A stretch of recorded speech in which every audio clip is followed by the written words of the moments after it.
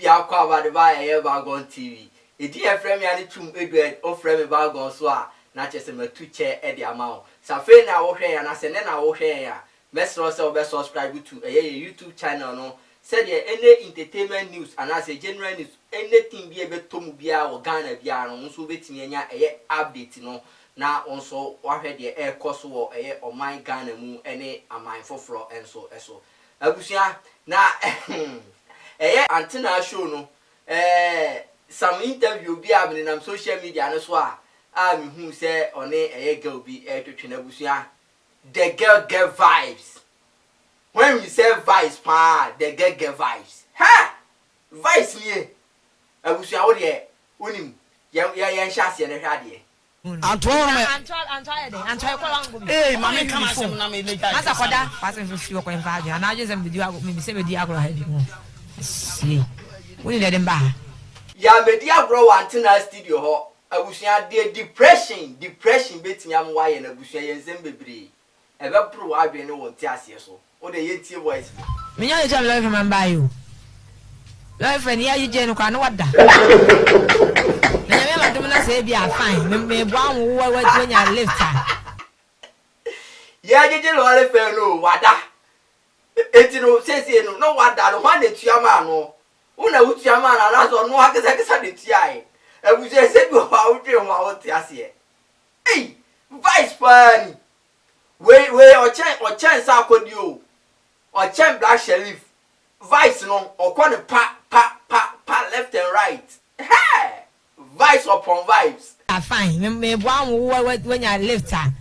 What shift cultivation? And I was sound so be cheni pa say where useless girl bi and where can kabi mumwa. What woman was you? Because unless in say am you. Hey! Shifting cultivation.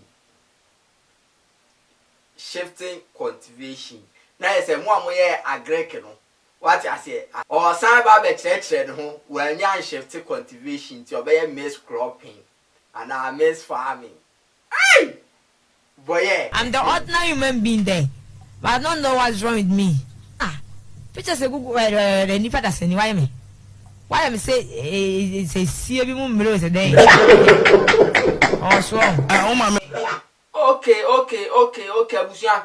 I feel na matic girl na sini baby a girl ni fi a oba. O hwa time my boy no ehia eye girl no. Na hu say ye girl ni e kama. Girl ni hu sisi ni hu so kama. And I am say ofa girl no all ni girl no try no. Ana ama girl no eswate. I am say depression. Ene eye am say ahokyere kakra so be wo ho no. Enti ama eniema atimi agye aguama girl na dwen nyina ye no eye basa.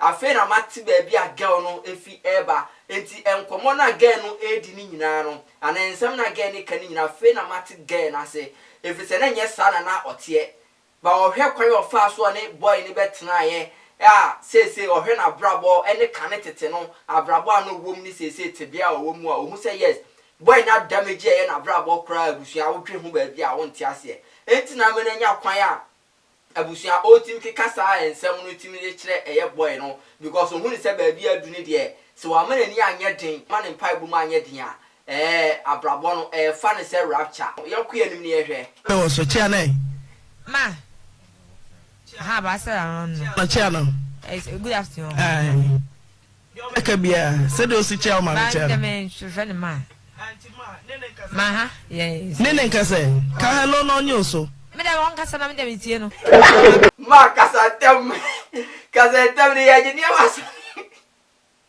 hey vice party adia anka se wo normal state adia anka wo beye adia anka wo nye no se wo ye depressor etimi lidu ma wo ye sa nyema ni nyina abusua areho de ma reho ne girl no wo hwe ni picture any ene se de oti ho no mo a eno na ye ma reho no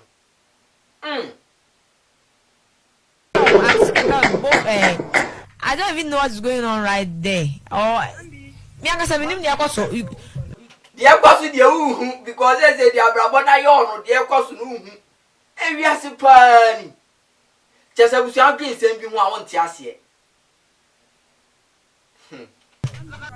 Kasai na de ma no ye den ani baba Many yes. Any bread, any grabber. Yamia do me, then said I yet. And then me hit question. Hitting the way hitty. Why hitty pa, hitting the way hitty Busia. Na no. Video no ana erusia ye de esmo no. Na abusia ohwe girl no nsem a o ka enye bosrim ka anase enye boda no aboda no. Ohwe girl no said they not here anytime on a boy no ebetna any say ohwe state a wo mu a hu say yes. Abrabo no enkoyi ama na abrabo no adi for me kra wo hu say yeah. Etina ama ono so no all ka ensem a all ka no. Mesro say ube follow BARGONTV all social media platforms so now subscribe to YouTube page ne so na anytime bia na news no ebe tomu no ye de asom me das makrao bye bye.